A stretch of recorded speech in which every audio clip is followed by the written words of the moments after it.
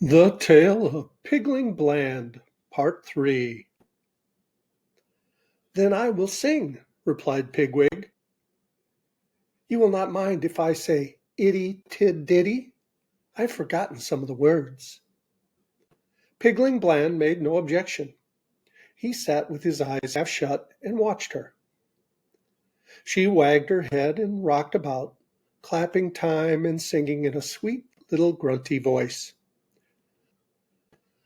"A funny old mother pig lived in a sty, and 3 little piggies had she.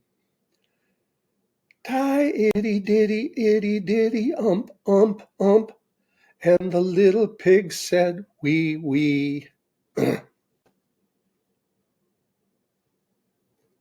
She sang successfully through 3 or 4 verses, only at every verse her head nodded a little lower, and her little twinkly eyes closed up. "Those 3 little piggies grew peaky and lean they might very well be, for somehow they couldn't say ump, and they wouldn't say wee, for somehow they couldn't say." Pigwig's head bobbed lower and lower until she rolled over, a little round ball fast asleep on the hearthrug. Pigling Bland, on tiptoe, covered her up with an antimacassar. He was afraid to go to sleep himself. For the rest of the night he sat listening to the chirping of the crickets and to the snores of Mr. Piperson overhead. Early in the morning, between dark and daylight, Pigling tied up his little bundle and woke up Pigwig. She was excited and half frightened. "But it's dark. How can we find our way?" "The cock has crowed. We must start before the hens come out. They might shout to Mr. Piperson." Pigwig sat down again and commenced to cry. "Come away, Pigwig. We can see when we get used to it. Come, I can hear them clucking." Pigling had never said "shh" to a hen in his life, being peaceable. Also, he remembered the hamper. He opened the house door quietly and shut it after them. There was no garden. The neighborhood of Mr. Piperson's was all scratched up by fowls. They slipped away hand in hand across an untidy field to the road. The sun rose while they were crossing the moor, a dazzle of light over the tops of the hills. The sunshine crept down the slopes into the peaceful green valleys, where little white cottages nestled in gardens and orchards.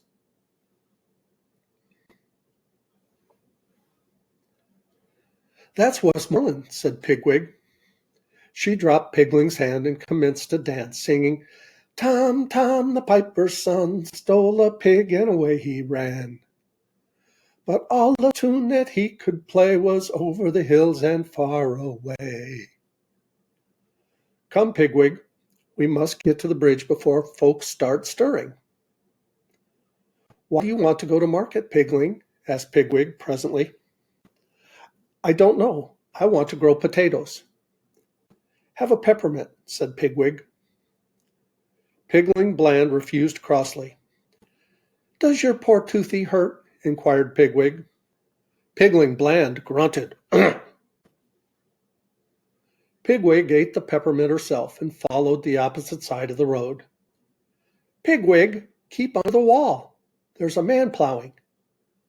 Pigwig crossed over. They hurried downhill toward the county boundary. Suddenly, Pigling stopped. He heard wheels.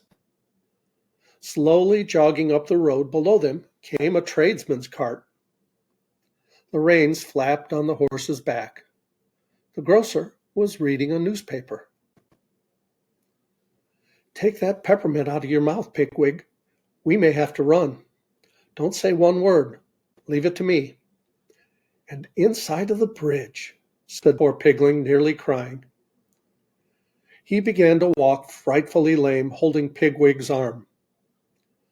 The grocer, intent upon his newspaper, might have passed them if his horse had not shied and snorted. He pulled the cart crossways and held down his whip. "Hello! Where are you going to?" Pigling Bland stared at him vacantly. "Are you deaf? Are you going to market?" Pigling nodded slowly. "I thought as much. It was yesterday. Show me your license." Pigling stared at the off hind shoe of the grocer's horse, which had picked up a stone. The grocer flicked his whip. "Papers, pig license." Pigling fumbled in his pockets and handed up the papers. The grocer read them, but still seemed dissatisfied. "This here pig is a young lady. Is her name Alexandra?" Pigwig opened her mouth and shut it again. Pigling coughed asthmatically. The grocer ran his finger down the advertisement column of his newspaper. "Lost, stolen, or strayed. 10-shilling reward." He looked suspiciously at Pigwig. Then he stood up in the trap and whistled for the plowman. "You wait here while I drive on and speak to him," said the grocer, gathering up the reins. He knew that pigs are slippery, but surely such a very lame pig could never run. "Not yet, Pigwig. He will look back." The grocer did so. He saw the two pigs stock still in the middle of the road. Then he looked over at his horse's heels. It was lame also. The stone took some time to knock out after he got to the plowman. "Now, Pigwig, now," said Pigling Bland. Never did any pigs run as these pigs ran. They raced and squealed and pelted down the long white hill toward the bridge. Whee! Whee! Whee! Little fat Pigwig's petticoats fluttered, and her feet went pitter-patter-pitter as she bounded and jumped. They ran and they ran, and they ran down the hill and across a short cut on level green turf at the bottom, between pebble beds and rushes. They came to the river. They came to the bridge. They crossed it, hand in hand. Then, over the hills and far away, she danced with Pigling Bland. And that's the end. I hope you like the story of Pigling Bland. Please come back for our next one. I love you guys. As Tigger says, ta-ta for now.